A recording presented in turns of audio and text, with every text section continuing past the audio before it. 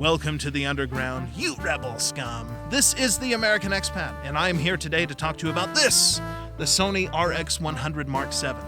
Now, some of you are saying, hey, but didn't you already make a video about that camera? Yes, I did.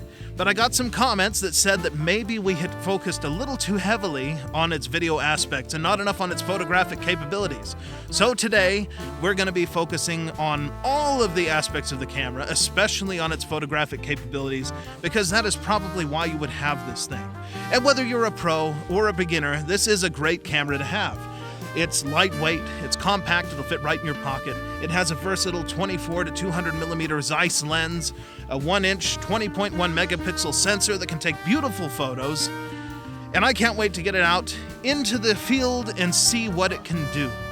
So let's grab a cup of coffee or whatever caffeinated or uncaffeinated beverage or snack you like to get while you're watching this, and we'll go see what this thing can do.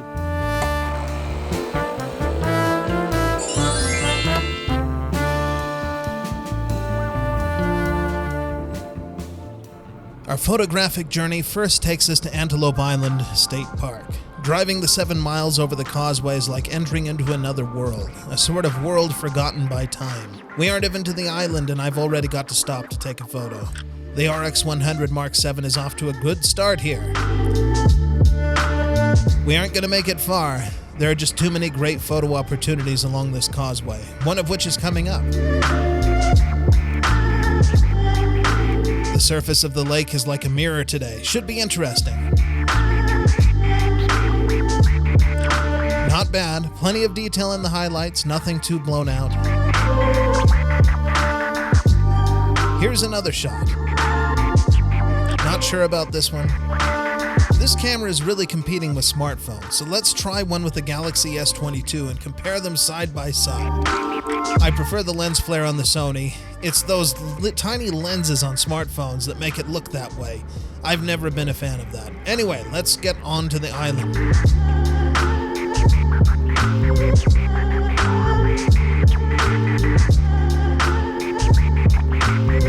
Not too far up the road, we should get some great views to try out the RX100 VII. Here's a view of the bay. This should look nice.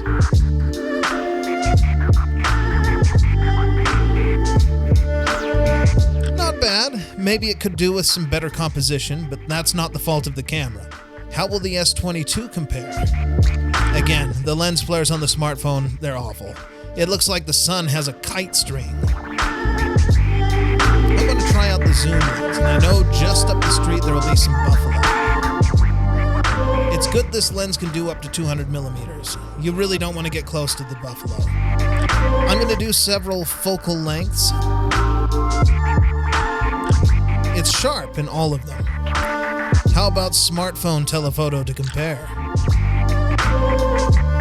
Not even close. Bonus photo.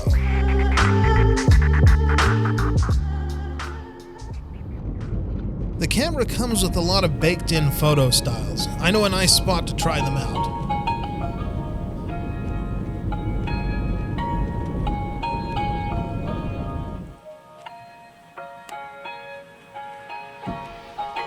Standard. I guess this is what the sensor gives you without any spice added.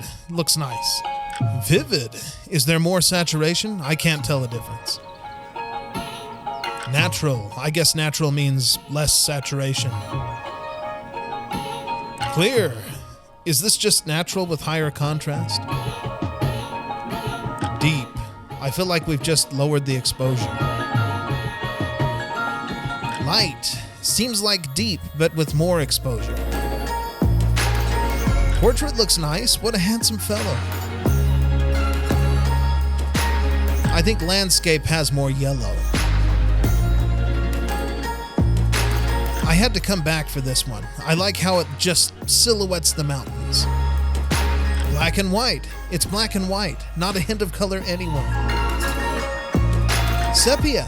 It's like black and white, but printed on yellowed paper. I've spotted some more buffalo, this time in a bit more wild of a setting. Let's give the Zeiss lens another try.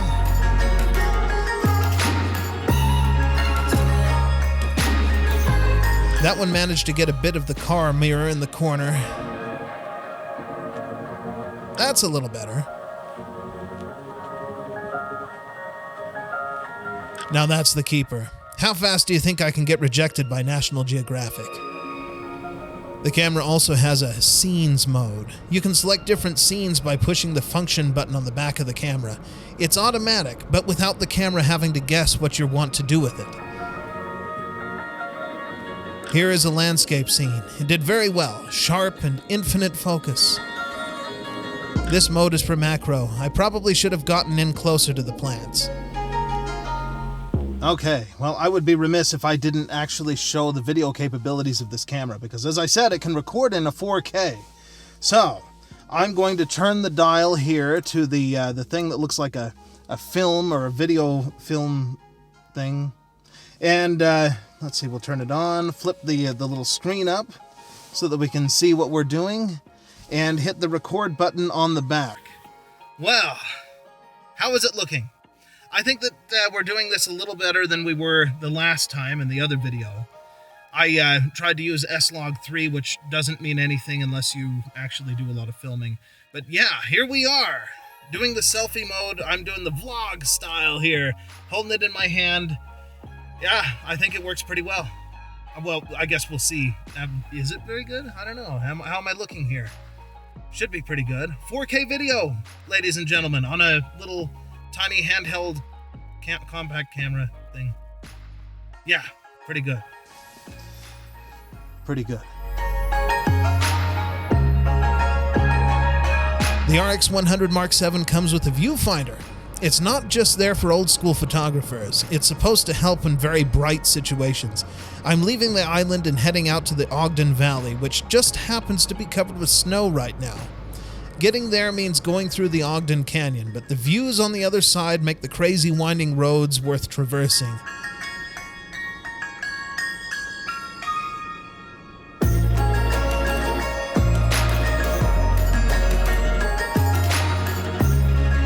The Ogden Valley, home to a lot of ski resorts.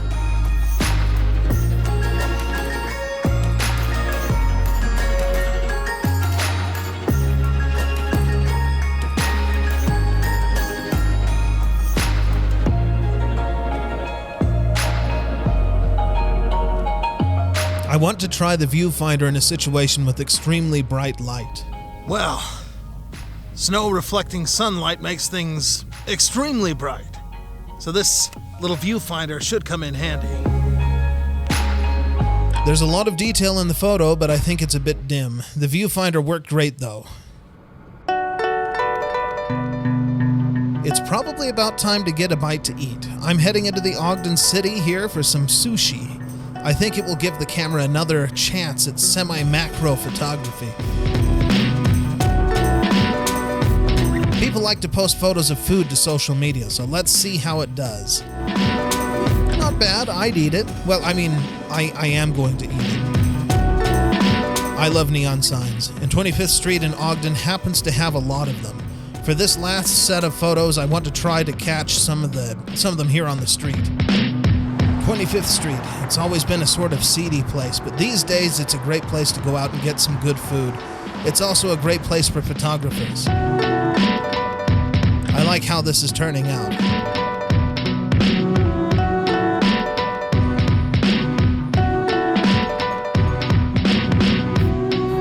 This dragon is quite a piece of art. Sort of makes me think of a movie I once saw. The Kokomo Club has been open for 50 years here on the street. It's seen wild times in the past, but these days it's a pretty peaceful watering hole. This place is actually a tattoo parlor. I'm not covered with ink or anything, but it does make for a nice photo.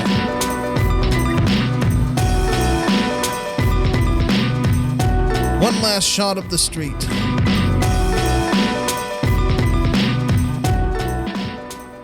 Well, how would you rate this thing? I mean, it did pretty good. I feel like the photos were pretty darn good, especially considering the 1-inch 20.1 megapixel sensor. I mean, it's never going to compare with the Sony a7 IV that I'm recording this on, being a full-frame camera and all, but it is quite the camera. I mean, if you can afford the $1,300 price tag. that is. And that's where you really have to ask yourself, is it worth the $1,300? Is it a good enough thing to be able to buy in addition to your phone? Because let's face it, a lot of people have phones that take beautiful photos these days. We took some today with the Galaxy S22 to compare to see if it's worth having this in your pocket as in addition to your phone, which you can carry anywhere.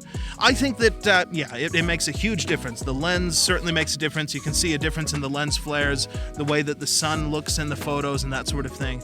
It certainly has a larger sensor than any phone is going to have.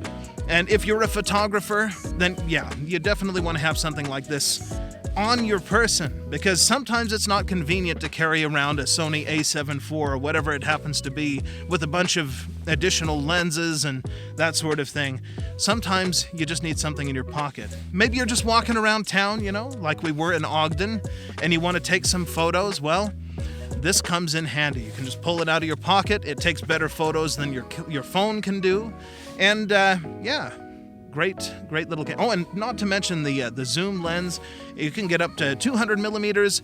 That means that you can take photos of people, without them noticing that you're taking, not to be creepy or anything, but just that if you're doing street photography, sometimes it helps if people don't notice you, so you get more candid type photos.